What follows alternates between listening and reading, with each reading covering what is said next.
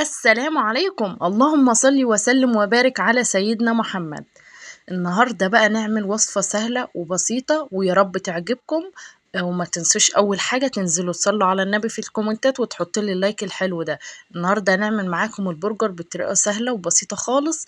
هنا معانا معلقة زبدة بلدي، ويصح ان هي تكون بلدي، بتدي طعم حلو قوي، بتفرق في الطعم. تمام.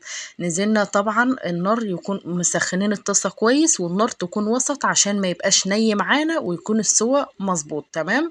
معانا هنا العيش الكايزر، طبعا يا بتعمليه يا بتشتري، بس بصراحه ما كانش عندي وقت ان انا اعمله فاشتريته عادي. بنمسكه بالمقص الخضار كده. اهم حاجه مقص يكون مثلا بتقص بيه فينو، بتفتحي بيه الفينو. بتقص بيه خضار للحاجات دي، يعني معينة للحاجات دي. تمام. زي ما انتم ما شايفين بنفتحه بالشكل ده. هنا بقى في نصيحتين كده من اخت لاخواتها. تمام.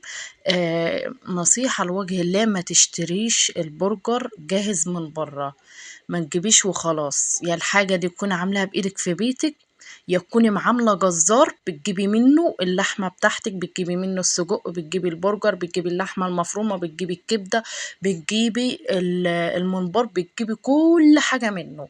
مصدر يعني يكون موثوق منه، لأن الأيام دي بتطلع حاجات مش كويسة خالص وكلنا عارفين بالكلام ده. تمام. فطبعا مفيش احسن من الحاجة اللي انت تكوني واثقة ومتأكدة دي معمولة ازاي، والحاجة اللي تكون معمولة قدام عينيكي. تمام. حتى لو انت مش هتعملي في بيتك، تجيبيه من جزار انت واثقة ومتأكدة ان بيعمل الحاجة دي نظيفة وحاجة كويسة. تمام. هنا معانا بقى طماطمتين بالشكل ده كده، وفلفل قطعناهم شرايح بالشكل ده كده.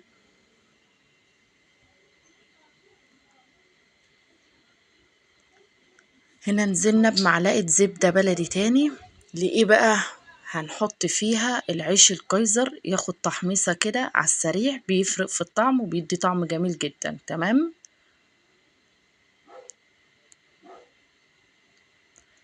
هنا معانا صوص البرجر جميل جدا. الصوص ده يعني بصوا بديل الجبنة، لان بصراحة الجبنة ما كانتش متوفرة عندي، فجبت ايه الصوص ده. الصوص ده جميل قوي، واول مرة اجربه معاكم، وانتوا عارفين لما بجرب حاجة وبتطلع كويسة بقول عليها. تمام.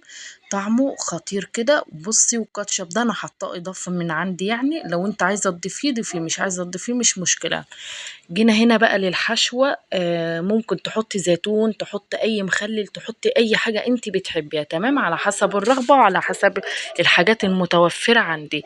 طبعا هنا بنحط الصوص الاول، وبعد كده البرجر، وبعد كده الطماطم وشرايح الزيتون وشرايح الفلفل زي ما انتم ما شايفين كده، وبعد كده بقى الخس بالشكل ده زي ما انتم ما شايفين.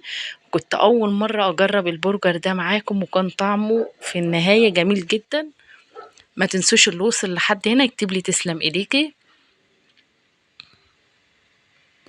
اهو ما شاء الله، بطريقه سهله وبسيطه ومش مكلفه خالص. عايزه تضيفي كاتشب ضيفي كاتشب، مش ما فيش اي مشكله. اهو بالشكل ده جميل وسهل وبسيط، واطفالك هيحبوه قوي وهياكلوه.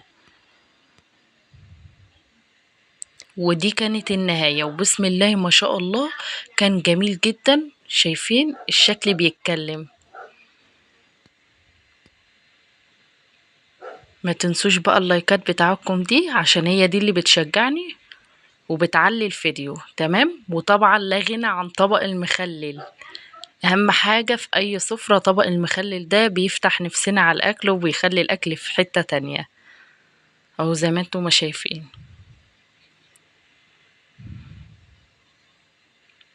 انتظروني في فيديو جديد.